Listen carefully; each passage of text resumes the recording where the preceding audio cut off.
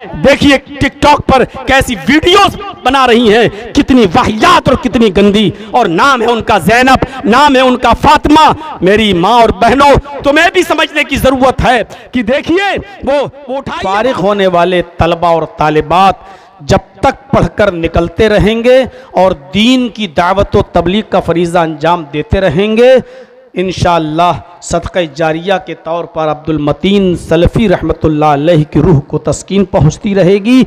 अल्लाह रब्बुल आलमीन उनको गरीक़ रहमत फरमाए, उनकी मग़फ़िरत फरमाए और उनको जन्नतुल फ़िरदौस में जगह अता फरमाए।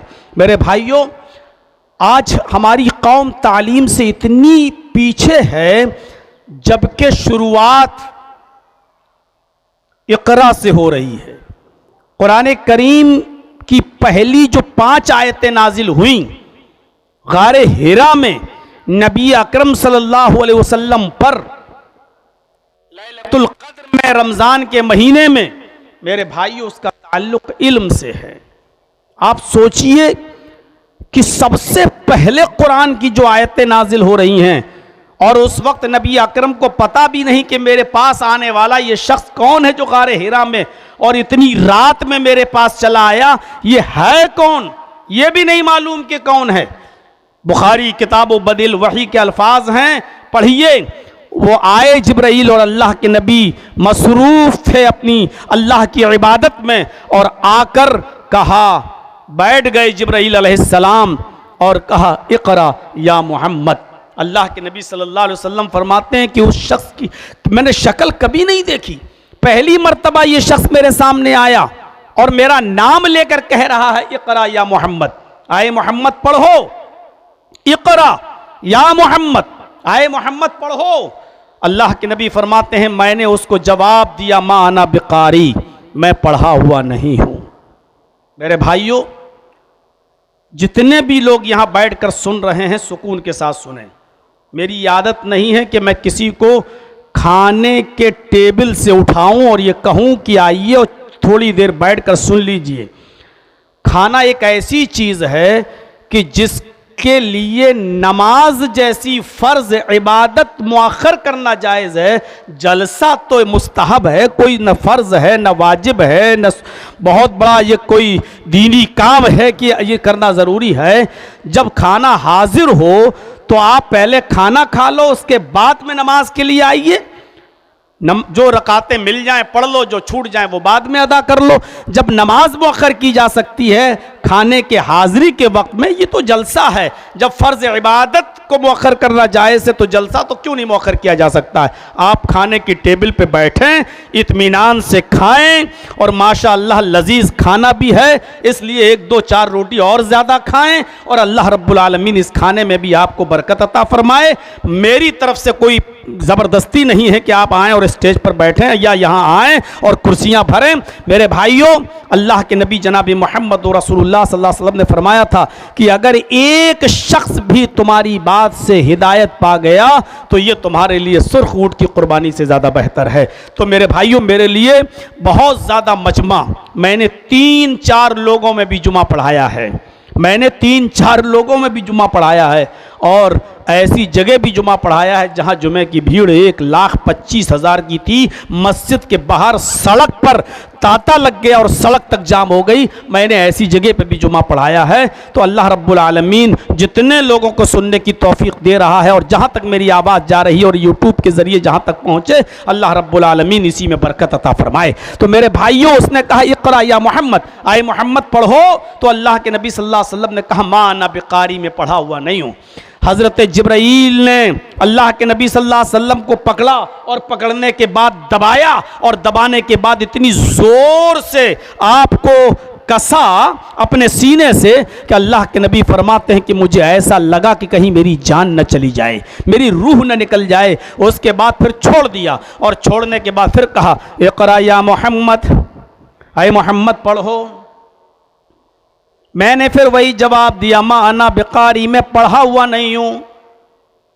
जिब्राइल ने मुझे दोबारा पकड़ के खींचा, और खींचने के बाद फिर जोर से दबाया, इतनी जोर से दबाया कि मुझे महसूस हुआ कि कहीं मेरी जान न चली जाए। उसके बाद दोबारा छोड़ा, और छोड़ने के बाद कहा, इक़रा या मोहम्मद, आए मोहम्मद पढ़ो। अल्लाह के नबी सल्लल्लाहु अलैहि वसल्लम फरमाते मैंने तीसरी बार भी यही कहा माना बेकारी, में पढ़ना नहीं जानता, मैं क्या पढ़ूं? तो मुझे बार बार कहते हो पढ़ो पढ़ो, मैं तो पढ़ना ही नहीं जानता, क्या पढ़ूं? बाज रिवायात में आता है कि अब आप ही ने जिब्राइल से कहा माजा करो, तुम ही बताओ कि मैं क्या पढ़ूं, मैं तो पढ़ना नहीं जानता। पैदा हुआ तो बाप को नहीं देखा, 6 साल की उम्र हुई तो माँ भी छोड़कर चली गई, 8 साल का हुआ तो दादा भी खैराबाद कहकर चला गया, मुझे पढ़ाने वाला कोई नहीं मिला, मैं क्या पढ़ूं? मैं तो उम्मी हूं, माँ के पेट से बच्चा जो पैदा होता है जिस तरीके से वो लिखना पढ़ना नहीं जानता, मैं भी लिखना पढ़ना नहीं जानता, तुम ही बताओ कि मैं क्या पढ़ूं?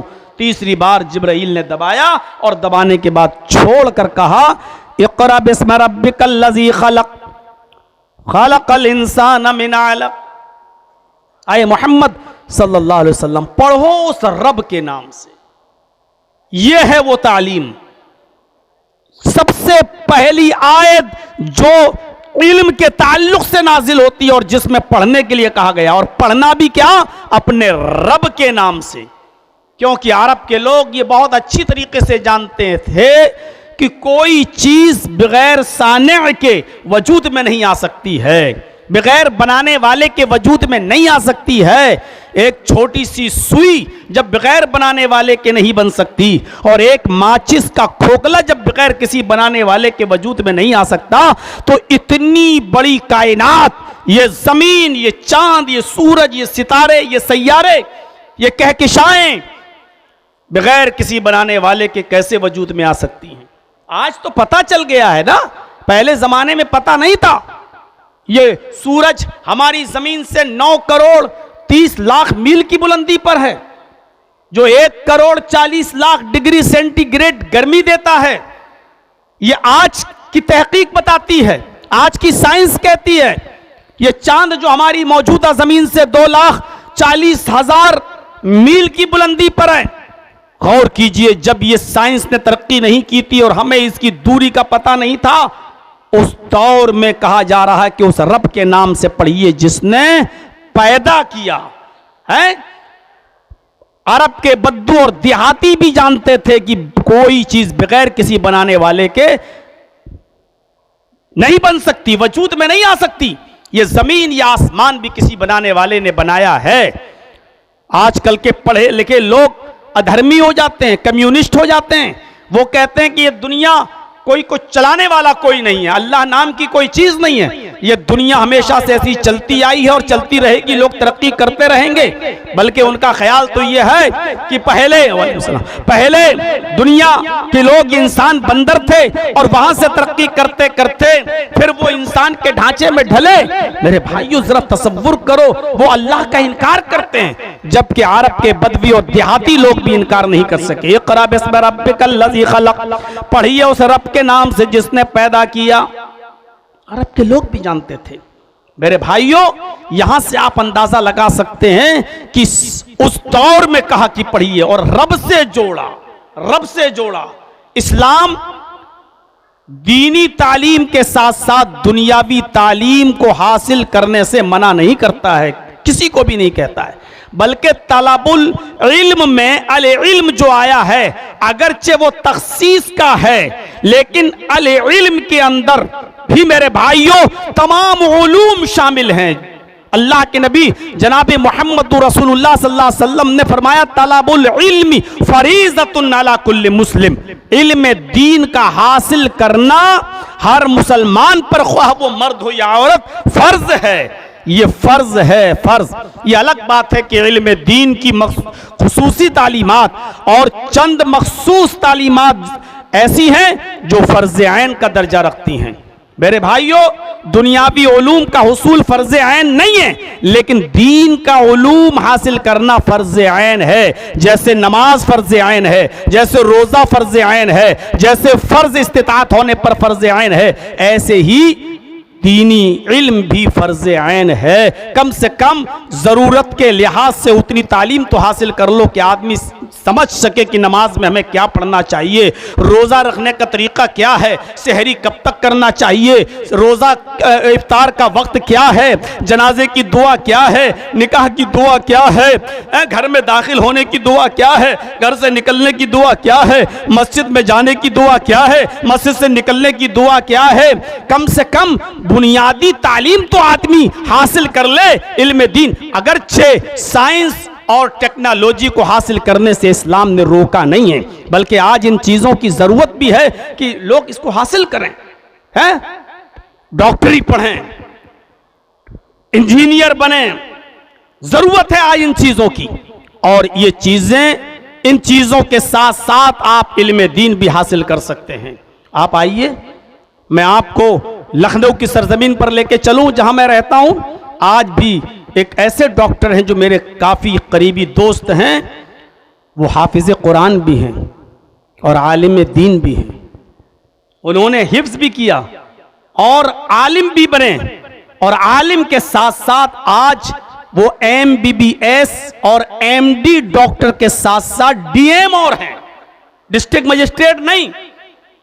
मेडिकल में वो जो डिग्री होती है MD के बाद DM की, न्यूरोलॉजिस्ट हैं, दिमाग के डॉक्टर हैं। ताज्जुब करेंगे आप, हाफिज भी हैं और आलिम भी हैं और MBBS भी हैं और MD भी हैं और DM भी। मेरे भाइयों, कौन सी चीज थी जो इल्म दीन के साथ साथ दुनिया की तालीम को हासिल करने से इनको रोक सकी? क्या हम और हमारे तलबा और हमारी तालिबात क्या इल्म दीन के साथ साथ दुनिया हासिल नहीं कर सकती? आज भी वो टोपी लगाते हैं, आज भी वो दाढ़ी रखे हुए हैं और बैठते हैं और हजारों गैर मुस्लिम अपॉइंटमेंट लेते हैं और एक एक महीना और दो दो महीना पहले उनसे टाइम लेना पड़ता है दिखाने के लिए। और वो शख्स आज भी नमाज का वक्त होता है तो पहले अपनी क्लिनिक बंद करता है और पहले नमाज पढ़ने जाता है। कौन सी चीज ऐसी है जो हमें दीन से रोकती है? और कौन सी दीन ऐसा है जो हमें, मेरे भाइयों, इस दुनियावी तालीम से रोकता हो?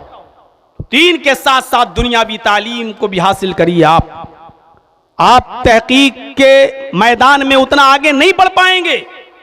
मैं आपको एक वाकया सुनाता हूं भोपाल का। मैं उस डॉक्टर से मिला हूं और आप भी जाइएगा और कभी भोपाल में जाइएगा तो हमसे ले लीजिएगा। उन्होंने अपना पर्सनल नंबर देने से मना किया क्योंकि लोग परेशान करते हैं, लेकिन कभी भोपाल में आप जाइए तो हम आपको उन तक पहुंचा देंगे।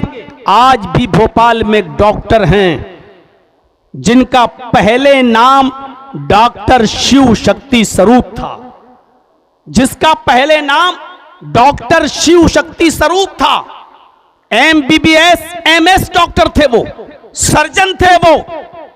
लेकिन वो एक अहले हदीस मस्जिद में गए भोपाल में, कबाड़ी मार्केट नंबर 2 में, और वहां के किसी आलिम से उनका राब्ता हुआ और उन्होंने उनको इंग्लिश में कुरान पढ़ने को दिया।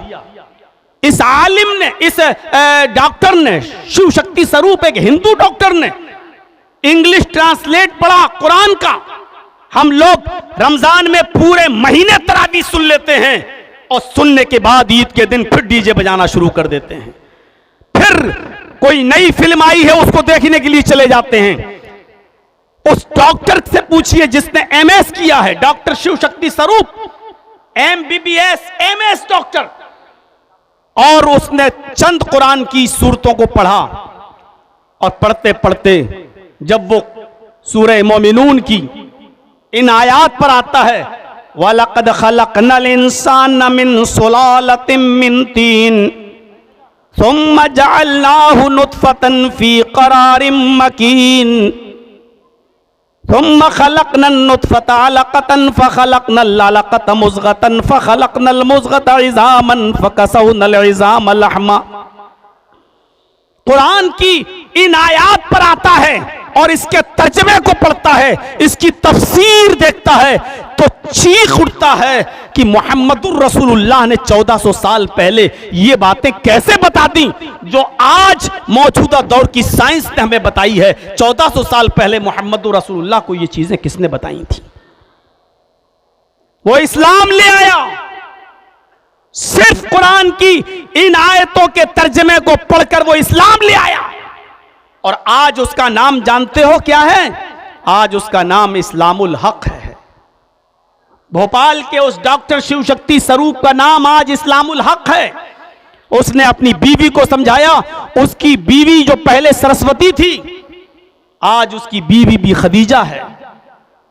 और आप ताज्जुब करेंगे, उसकी एक बेटी है, आज उस बेटी का नाम भी आयशा है, और उसकी बेटी भी MBBS करके MS कर चुकी है, सर्जन बन चुकी है। हमारी आज की औलादें, हमारी बेटियां क्या पर्दा करेंगी? मेरे भाइयों, जो उस डॉक्टर शिव शक्ति स्वरूप की बेटी आज भी पर्दा करती है, पर्दे के साथ कॉलेज जाती थी, पर्दे के साथ कॉलेज से आती थी, और पर्दे के साथ उसने MBBS मुकम्मल किया, पर्दे के साथ उसने MS मुकम्मल किया। और आज भी वो जब जेंट्स मरीजों को देखती है तो पर्दे के साथ देखती है। वैसे वो गायनिक ज्यादा है, लेडीज केस ज्यादा देखती है, लेकिन कभी कभी जेंट्स केस भी जब उसको देखना पड़ते हैं तो पर्दे के साथ देखती है और हाथों में ग्लव्स पहनकर देखती है। मेरे प्यारे साथियों, दीन दुनियावी तालीम को हासिल करने में रुकावट कभी नहीं बना, और दुनियावी तालीम हासिल करने के बाद भी आप दीनी तालीम हासिल कर सकते हैं। उसके लिए आपको जरूरी नहीं है कि किसी मदरसे में 8 साल और 10 साल के लिए आप डिग्री लें। आजकल तो ऑनलाइन भी पढ़ाई हो रही है। इंटर और BA और MA वाले बच्चे भी आज ऑनलाइन पढ़ सकते हैं। दीनी कोर्सेस खुले हुए हैं और क्लासें खुली हुई हैं। डॉक्टर शिव शक्ति स्वरूप ने पढ़ा, वलक़द खलक़नल इंसान मिन सुलालतिम मिन तीन, हमने इंसान को मिट्टी के खुलासे से, मिट्टी के जौहर से पैदा किया। ये तो तहकीक होकर आज सामने आया है कि इंसान मिट्टी से पैदा है, यह आज की साइंस भी मानती है। लेकिन 1400 साल पहले मोहम्मदुर रसूलुल्लाह को किसने बताया कि इंसान मिट्टी से पैदा है? सुम्मा जअलनाहु नुत्फतन फी क़रारिम मकीन, फिर हमने उस नुत्फे को एक मजबूत ठिकाने पे पहुंचा दिया है। गौर कीजिए, शिव शक्ति स्वरूप कहता है यकीनन वो नुत्फा एक मजबूत ठिकाने पर पहुंच जाता है। मियां और बीवी, शौहर और बीवी दोनों ताल्लुकात कायम करते हैं, और देख लीजिए दोनों ताल्लुकात कायम करके हट गए। अब सुबह बीवी नाश्ता भी बना रही है, खाना भी बना रही है, चल भी रही है, बर्तन भी धुल रही है, लेकिन अल्लाह ने उस नुत्फे को एक ऐसी मजबूत जगह पर और एक ऐसे मजबूत ठिकाने पर पहुंचा दिया है जो टस से मस नहीं हो रहा है। डॉक्टर शिव शक्ति स्वरूप कहता है कि मोहम्मदुर रसूलुल्लाह को 1400 साल पहले किसने बताया कि वो एक मजबूत ठिकाने पर उस नुत्फे को पहुंचा दिया जाता है। आगे वो तहकीक करके कहता है कि हम अल्ट्रासाउंड पे आज देखते हैं, 1400 साल पहले मोहम्मद रसूलुल्लाह को ये किसने बताया? सुम्मा खलक़नन नुत्फ़ता अलक़तन फ़ख़लक़नल अलक़ता मुज़ग़तन फ़ख़लक़नल मुज़ग़ता इज़ामन। 1400 साल पहले मोहम्मद रसूलुल्लाह को ये किसने बताया कि हमने फिर उस नुत्फ़े को जमा हुआ खून बना दिया। तुम खलक़नन नुत्फ़ता अलक़तन, अलक़ा बना दिया, जमा हुआ खून। तुम खलक़नल अलक़ता मुज़ग़तन, फिर हमने उसी को गोश्त का लोथड़ा बना दिया। बिल्कुल यही कंडीशन होती है बच्चे की मां के पेट में। पहले लुत्फा जमा हुआ लोथड़ा बनता है खून, फिर उसके बाद में गोश्त का लोथड़ा बनता है, और फिर कहा फ़ख़लक़नल, तुम खलक़नल मुज़ग़ता इज़ामन, फिर हमने उस गोश्त को हड्डी बना दिया। गोश्त के बाद फिर हड्डी बनाया। फ़कसौनल इज़ाम लहमा, और फिर हड्डी के ऊपर भी हमने गोश्त को चढ़ा दिया। बिल्कुल यही कंडीशन होती है। आज भी किसी गायनिक डॉक्टर से पूछिए, लेडी डॉक्टर से, जो आज भी लैब पर जाते हैं, जो आप जाइए और जो अल्ट्रासाउंड करती हैं उनसे पूछिए कि पहले क्या बनता है, पहले क्या होता है। आपको यही तरतीब बताएंगी वो जो 1400 साल पहले कुरान ने बताया था। तुम खलक़नन नुत्फ़ता अलक़तन फ़ख़लक़नल अलक़ता मुज़ग़तन फ़ख़लक़नल मुज़ग़ता इज़ामन फ़कसौनल इज़ाम लहमा। सुम्मा अंशानाहु खल्क़न आखर, फिर हमने उसको एक दूसरी मखलूक बना दिया। मेरे भाइयों, इसकी तहकीक पढ़ता है और कुरान पर ईमान ले आता है, उसी मस्जिद में जाता और कहता है कि आए मस्जिद वालों, आए मौलाना साहब, मेरे दिल की दुनिया बदल गई। ये कुरान एक साइंटिफिक बुक है, किताब है ये कुरान, और मैं ईमान लाता हूं। वो इस्लाम लाया और शिव शक्ति स्वरूप से इस्लामुल हक बन गया, और उसकी बीवी खदीजा बन गई और उसकी बेटी आयशा बन गई। मेरे भाइयों, दीन दुनियावी तालीम में रुकावट नहीं बनना चाहिए, और दुनियावी तालीम दीन के लिए रुकावट नहीं बननी चाहिए। आज भी पाकिस्तान के अंदर एक पायलट है, लेडी पायलट है, लेडी औरत लड़की, लेकिन वो नकाब लगाकर, ग्लव्स पहनकर और सॉक्स, पैरों में मोजे पहनकर और ओढ़नी निकाब ओढ़कर आज भी वो पायलट चलाती है। आज भी सऊदी गवर्नमेंट ने उसको मांगा पाकिस्तान वालों से कि इसको मुझे दे दीजिए, हमारे यहां एक मिसाल कायम करेगी, लेकिन पाकिस्तान कंट्री ने कह दिया कि नहीं, ऐसी लड़की तो हमारे इधर भी एक मिसाल कायम कर सकती है। उन औरतों के लिए, उन लड़कियों के लिए जो ये कहती हैं कि पर्दा हमारी तालीम, हमारे इल्म के लिए रुकावट है, जो ये कहती है कि हम पर्दा करेंगे तो हमारी तालीम में रुकावट है। आज वो पायलट खातून एक मिसाल है कि पर्दे में रहकर भी वो पायलट हवाई जहाज उड़ा सकती है और चला सकती है। फिर हमारी बेटियां पर्दे में रहकर, मेरे भाइयों, दीन और दुनिया दोनों क्यों नहीं हासिल कर सकती हैं? आज के इस दौर में जरूरत है लोगों को साइंटिफिक तरीके से समझाने की भी। आप कैसे समझाएंगे लोगों को मेरे भाइयों? आप कैसे समझाएंगे? कैसे? पहले लोग ये कहते सवाब, नेकियां और बुराइयां तौली जाएंगी, है ना। फमन यअमल मिस्काल ज़र्रतिन खैरन यरह वमन यअमल मिस्काल ज़र्रतिन शर्रन यरह। जिसने जर्रा बराबर भी बुराई की होगी उसको भी देख लेगा, और जिसने जर्रा बराबर भी भलाई की होगी, नेकी की होगी, वो उसको भी देख लेगा। नेकियां बुराइयां तौली जाएंगी। फअम्मा मन सकुलत मवाज़ीनुहु, जिसकी नेकियों का पल्ला भारी हो गया, झुक गया, वो ऐशो आराम में होगा, वो जन्नत में जाएगा। और जिसकी नेकियों का पल्ला उठ गया, कुरान की आयत बताती है कि नेकियां और बुराइयां दोनों तौली जाएंगी। सवाल ये पैदा होता है कि नेकियां तो दिखाई नहीं देती, बुराइयां तो दिखाई नहीं देती, फिर तौली कैसी जाएंगी? क्या कोई ऐसी चीज है जो दिखाई न देती और जिसका वजन हो जाए? जो दिखाई नहीं देती उसको तौला कैसे जाएगा? और बाकायदा स्वामी दयानंद सरस्वती ने सत्यार्थ प्रकाश में यह ऐतराज लगाया कि देखिए कुरान कितना कैसी किताब है। ये कहता कि नेकियां तौली जाएंगी और ये कहता है कि बुराइयां तौली जाएंगी। भला जो चीज दिखाई नहीं देती वो कैसे तौली जाएगी? मेरे भाइयों, आज इस किस्म का एतराज करने वाले कुछ कॉलेजेस और यूनिवर्सिटीज के लड़के हैं जो आज पश्चिमी सभ्यता से, वेस्टर्न कल्चर से प्रभावित होकर, मुतासिर होकर इस तरीके की बातें करते हैं कि नेकियां और बुराइयां कैसे तौली जाएंगी। मैं उनसे पूछना चाहता हूं, जब आंधी आती है तो कैसे पता चल जाता है कि आज हवा इतने किलोमीटर की रफ्तार से चली है? मैं पूछना चाहता हूं कि आज गर्मी और सर्दी का वजन कैसे हो जाता है?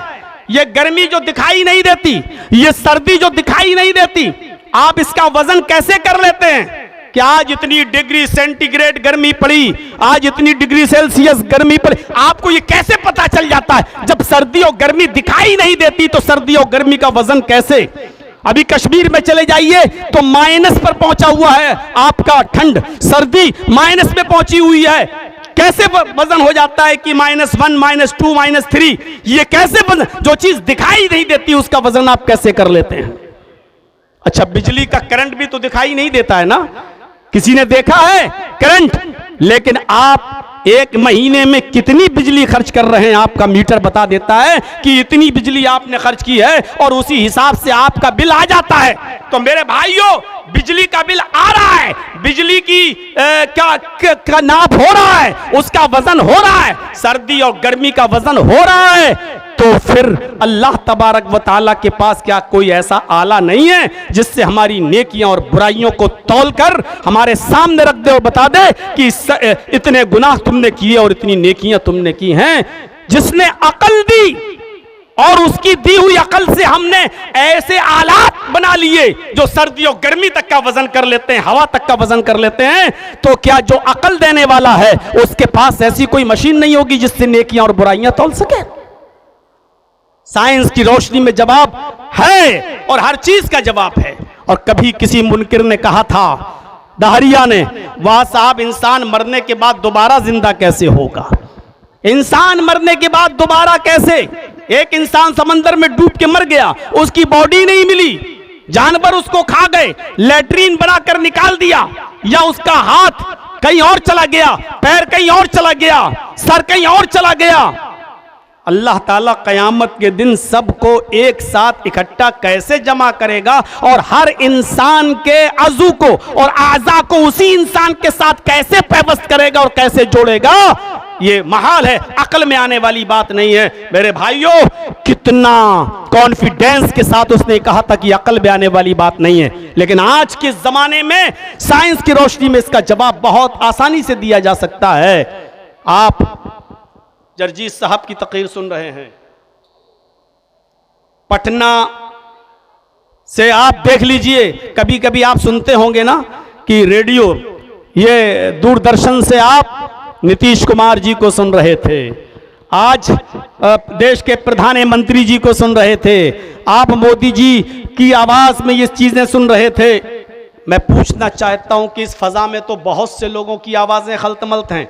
जरजीत साहब बोल रहे हैं, उनकी भी आवाज़, अभी अब्दुल्ला ऐनी साहब बोले, उनकी भी आवाज़, मिसबाहुद्दीन अल बुखारी बोले, उनकी भी आवाज़, सियासी नेता लोग आए, उन्होंने भी स्पीच दी, उनकी भी आवाज़ है, मेले ठेलों की आवाज़, और इसी तरीके से बच्चों ने जो पढ़ा उनकी आवाज़, कव्वालियों, ट्रेनों की आवाज़, बसों की आवाज़, इसी फजा में कोयलों की आवाज़, चिड़ियों की आवाज़, सारी आवाज़ें मिक्स हैं, फिक्स हो चुकी हैं, खलतमल्त हो चुकी हैं। लेकिन रेडियो में लगा हुआ चुंबक, रेडियो में लगा हुआ मकनातीस, रेडियो में लगा हुआ वो तार जिसकी आवाज को खींचना चाहता है, जिसकी आवाज को कैच करना चाहता है, वही आवाज तमाम आवाजों से दामन बचाते हुए, तमाम आवाजों से दामन को चीरते हुए, तमाम आवाजों से बचते और बचाते हुए रेडियो में आ जाती है। और आप सुन लेते हैं, ये आकाशवाणी पटना से नीतीश जी बोल रहे थे, ये आकाशवाणी पटना से फला जी बोल रहे थे, ये आकाशवाणी पटना से फला शायर का शेर आप सुन रहे थे। मेरे भाइयों, जब एक मखलूत आवाजों में एक की आवाज रेडियो में लगा हुआ मकनातीस खींच सकता है और उसको अलग कर सकता है, तो क्या अल्लाह रब्बुल आलमीन के पास ऐसा कोई आला नहीं होगा कि जिससे हर इंसान की हड्डी को अलग कर दे, हर इंसान के जिस्म को अलग कर दे, जानवरों के जिस्म को अलग कर दे और इंसानों के जिस्म को अलग कर दे, मर्दों के जिस्म को अलग कर दे और औरतों को अलग कर दे। मेरे भाइयों, अल्लाह ने अपनी कुदरत का इकरार ये कहकर किया है, अलम यकुन नुतफतम मिन मनी युमना थुम्मा काना अलक़तन अयहसबुल इंसानु अन युत्रका सुदा अलम यकुन नुतफतम मिन मनी युमना थुम्मा काना अलक़तन फखलक़ फसव्वा फजअल मिनहु ज़ौजैन अज़्ज़करा वल उन्सा। ऐ इंसानों, क्या तुम ये सोचते हो कि तुम्हें बगैर हिसाब किताब के हम यूं ही छोड़ देंगे? हरगिज नहीं। अलम यकुन नुतफतम मिन मनी युमना, इंसान को गौर करना चाहिए, क्या वो शुरू में एक हकीर और जलील पानी का कतरा न था? क्या वो शुरू में एक कतरा न था, पानी की एक बूंद न था? जब पानी की एक बूंद था तो अल्लाह ने उसको क्या बनाया? थुम्मा काना अलक़तन फखलक़ फसव्वा, अल्लाह ने उसको जमा हुआ खून गोश्त का लोथड़ा बनाया। अल्लाह ने उसी पानी के कतरे को मुख्तलिफ मराहिल से गुजारा, इतनी मजबूत हड्डी बनाई कि हथौड़ा मारो तब जाकर टूटे, और इतना नर्म भेजा बनाया कि 2 उंगली में रख के मसलना चाहो तो मसल दो। उसी पानी के कतरे से अल्लाह रब्बुल आलमीन ने इस दिमाग में हजारों तारों का कनेक्शन डालकर 2 चमकती हुई लाइटें, ट्यूबलाइट आंखों की शक्ल में हमें दिया, कानों में सुनने की ताकत दी, आंखों में देखने की, हाथ और पैर दिए। अल्लाह ने फरमाया, आए मेरे बंदो, जब मैं ये काम सारा का सारा रहमे मादर में कर सकता हूं, इतना ही नहीं, इतना ही नहीं, फ़ख़लक़ मिन्हु ज़ौजैनि ज़कर वल उन्सा, हमने नर भी बना दिया, मादा भी बना दिया, लड़का भी बना दिया, लड़की भी बना दिया। जब ये सारे के सारे काम मैं रहमे मादर में कर सकता हूँ, अलैसा ज़ालिका बिक़ादिरिन अला अन युह्यियल मौता, तो ऐ मेरे बंदो मुझे बताओ, क्या हम इंसान को मरने के बाद दोबारा जिंदा नहीं कर सकते? क्या हम इंसान को मरने के बाद दोबारा जिंदगी नहीं दे सकते? मेरे भाइयों, कुरान की इस आयत के नाजिल होने के बाद बड़े बड़े लोगों ने तस्लीम किया कि हाँ, और आज भी अब साइंस ये कहने लगी है और मानने लगी है कि जिस तरीके से गेहूं जमीन में डालते हो तो गेहूं पैदा होता है, चावल जमीन में डालते हो तो चावल पैदा होता है, इसी तरीके से आम की गुठली जमीन में डालते हो तो आम पैदा होता है। अब साइंस ये भी कहती है इसी तरीके से इंसान को जब जमीन में दफन करोगे, इंसान को जब मरने के बाद जमीन में डालोगे तो इंसान ही बनकर दोबारा पैदा होगा, इंसान ही बनकर उठेगा कब्र से, क्योंकि आम से अंगूर पैदा नहीं हुआ और गेहूं से चावल पैदा नहीं हुआ, तो इसी तरीके से इंसान से बंदर और चीता और लोमड़ी भी पैदा नहीं होगा। मतलब साफ है कि इंसान से इंसान ही पैदा होगा। तो मेरे प्यारे साथियों, हमें दीन और दुनिया दोनों को लेकर चलना है। अल्लाह करे कि आपके बच्चे आलिम भी बने और आपके बच्चे डॉक्टर भी बने। अल्लाह करे कि आपके बच्चे आलिम भी बने, आपकी बेटियां आलिमा भी बने और आपकी बेटी इंजीनियर भी बने, आपकी बेटी डॉक्टर भी बने और आपकी बेटी ये ना सोचे कि पर्दा हमारी तरक्की की राह में रुकावट है। मैंने मिसाल दी है, एक लड़का जब आलिम बनता है तो उसकी इस्लाह होती है, लेकिन एक लड़की जब आलिमा फाजिला बनकर निकलती है तो पूरे खानदान की इस्लाह होती है, पूरे खानदान की तरबियत तो करती है। मेरे भाइयों, मुस्नद अहमद में एक वाकया है कि एक सहाबिया के घर में जब एक बच्चा पैदा हुआ, एक सहाबिया के घर में जब एक बच्चा पैदा हुआ तो उस सहाबिया, जब भी वो बच्चा पेशाब करता था, सहाबिया उसकी शर्मगाह पर पानी का एक लोटा डाल दिया करती थी, पानी का एक बर्तन उसकी शर्मगाह पे डाल दिया करती थी। जब बच्चा चलने के लायक हुआ, पहला दिन था उस बच्चे का चलने का, जब बच्चे को पेशाब लगा, बच्चे ने उठाया पानी का बर्तन और अपने नन्हे मुन्ने हाथों से उठाकर पानी का बर्तन ले गया, नाली के पास बैठा, उसने पेशाब किया और पेशाब करने के बाद जैसे माँ उसकी शर्मगाह पे पानी डाल देती थी, उसने भी उसी तरीके से अपनी शर्मगाह पे पानी डाला। उसको पता नहीं संजा कैसे किया जाता है, उसको पता नहीं पानी का बर्तन किस हाथ में लेना चाहिए, शर्मगाह कैसे, उसको कुछ नहीं पता। जैसे माँ डालती थी उसने भी अपने जिस्म पर, अपने शर्मगाह पर पानी डाल दिया। माँ दूर से ये मंजर देखती है। इमाम अहमद ने अपनी मुस्नद में नकल किया, जब उसने देखा कि मेरा बेटा अपने हाथ से पानी अपनी शर्मगाह पे डाल रहा है तो उसकी आंखों में आंसू आ गए और रोते हुए कहती, फुस्तु बिरब्बिल काबा, काबे की रब की कसम में कामयाब हो गई, अब मैं मर भी जाऊं तो कोई परवाह नहीं, मैं अपने बच्चे को जो तरबियत देना चाहती थी मैंने अपने बच्चे को वो तरबियत दे दी। हमारी माएं अपने बच्चों को आज कौन सी तरबियतें दे रही हैं? आज हमारी बेटियां मां बनने के बाद अपने बच्चों को कौन सी तालीम दे रही हैं और क्या सिखा रही हैं? आज देख लो कितनी मुसलमानों की बेटियां हैं, कितनी हमारी बहनें हैं जो आज टिकटॉक पर और इंस्टाग्राम पर अपने कपड़े उतार कर नीम और बढ़ना होकर रील्स बना रही हैं। बेहूदगी और बेशर्मी के सारे तार नोच के रख दिए हैं। आज मुसलमान औरतों को एक मिसाल बनना चाहिए था, आइडियल बनना चाहिए था, लेकिन आज हमारी कितनी बहनें इंस्टाग्राम पर और आज देखिए टिकटॉक पर कैसी वीडियोस बना रही हैं, कितनी वाहियात और कितनी गंदी, और नाम है उनका ज़ैनब, नाम है उनका फातिमा। मेरी माँ और बहनों, तुम्हें भी समझने की जरूरत है कि देखिए वो उठाइए वाकया है जो अबू दाऊद किताबुल जिहाद में आया है। एक लड़का जिसका नाम खल्लाद था, मैदान जिहाद में शहीद कर दिया गया। माँ को खबर पहुंचाई गई, तेरा बेटा मैदान जंग में शहीद हो गया। उम्मे खल्लाद अपने हाथों में ग्लव्स पहनती है, पैरों में सॉक्स पहनती है, चेहरा छिपाती और पर्दे के साथ जाती है। लोगों ने कहा किसको ढूंढ रही हो?